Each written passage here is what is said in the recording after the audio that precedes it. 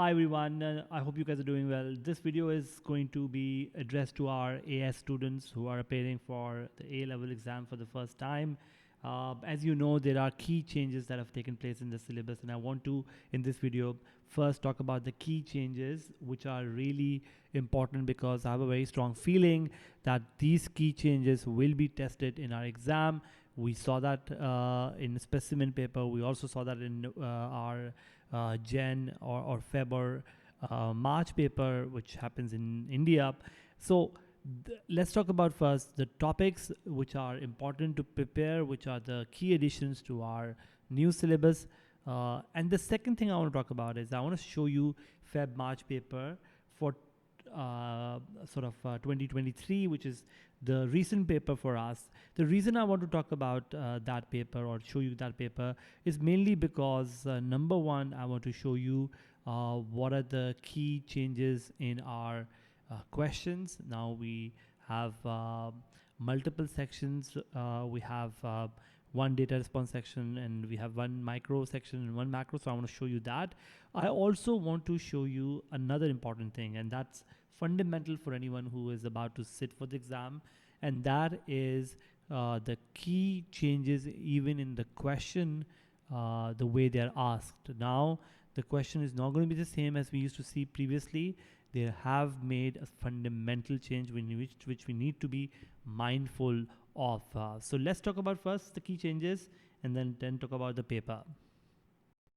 We'll begin our discussion by first talking about some of the major changes, and then what I'll do is that I'll follow this up by talking about what happens within each topic as well. So let's talk about first some major additions and then talk about what happens within these additions. So on a broader level, I've highlighted some of the key topics that I added. So now we have this new topic added in the micro, which is government microeconomic intervention. We have this new topic, which is addressing income and wealth inequality. This is a topic that used to be in A2. It's now added here, and I have a very strong feeling it will be tested in our exam. It came in the Feb and March paper for India series, but it is also very likely to come in our exam, either in data response or in essay questions. Secondly, this is the changes that have happened in a macro. In the macro, you have your national income statistics, which was previously in A2, added to AS now, and also introduction to circular flow. We saw these both topics were tested in the India paper in MCQs and in essay question, and we need to be mindful about that too. And then economic growth and unemployment are the two topics which were in A2, and they are added in AS in a very basic level. We'll talk about what way they're added in a little while, but just want to first quickly give you key topics that are added and therefore very likely to be tested. Policies. So all of these policies are added in macro in a more explicit manner. So examiner is asking you about fiscal, monetary, supply side policies and also macroeconomic policy objectives. Okay, now let's look deeper into how these topics are added, as into what details are to be sort of be aware of in each of these topics that are added. So when we look at the addressing income and wealth inequality, we need to know first income as a flow and wealth concept, which is fairly straightforward. Do look at the video at all where we talk about this concept. But what is more important is to know, one, economic reasons of why inequality takes place, and two, what are the policies that can help us to distribute income and wealth. Okay, so don't ignore this discussion because this is going to be tested, and very likely this can come in a data response kind of a situation where you may not have a choice available and you have to know the content. Another thing that is added, as we talked about, is this discussion about national income statistics. It's very easy discussion. You need to know the formulas for GDP, GNI, net national and gross national measures. You need to know the formula from converting, GDP at market prices to GDP at factor cost or basic prices. Also, we need to be aware of this circular flow discussion. It's a really important discussion.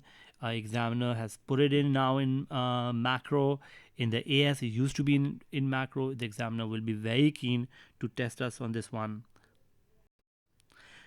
Then comes the discussion about economic growth and unemployment. The examiner in the specimen paper as well as in the March paper tested our knowledge for both these topics, especially the consequences of economic growth and consequences of unemployment. So please don't ignore this topic. This is added, it will be tested.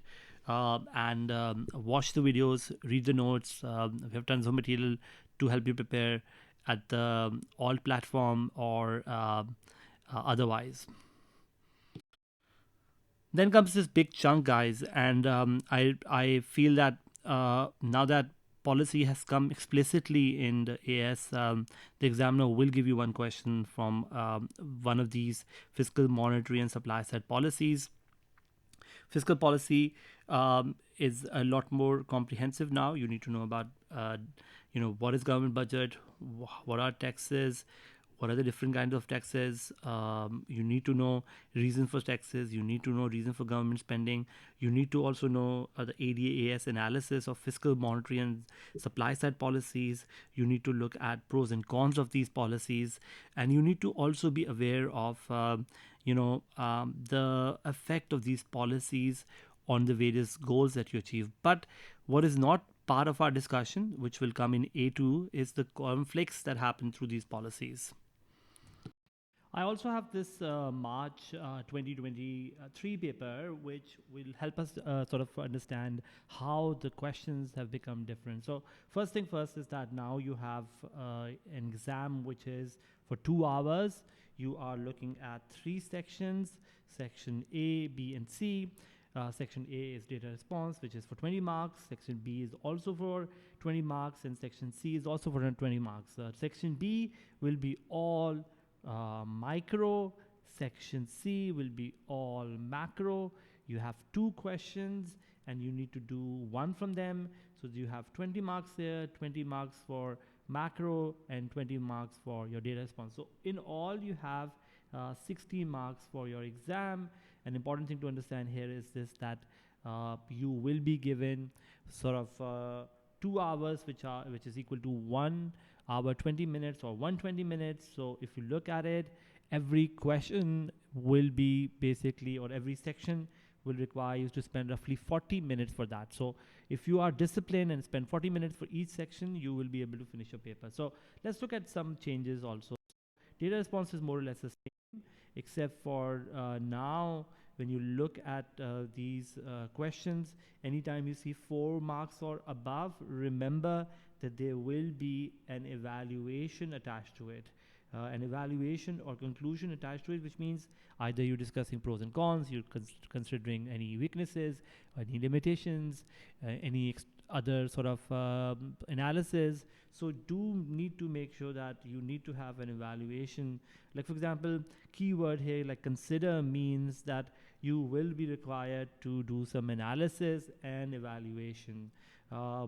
Then comes this section sort of B and C. I want to sort of point out some of the changes that have happened here as well. You look at this keyword consider that is coming in all the questions for the first part. Look at this consider here and consider here, which means now they are not only giving you a flat question of analysis, they are also requiring you to give your evaluation and also requiring you to give a conclusion. Like in this question, when they say explain the functions of price and resource allocation and consider the importance of these functions in relation to the potential. Now consider the importance means that you're looking into now not only looking at explaining the concept but also analyzing and then evaluating the concept as well. And similarly, explain the possible economic reason for inequality and consider whether inequality can benefit an economy. So here you write pros and cons of your income inequality. Similarly, explain the circular flow of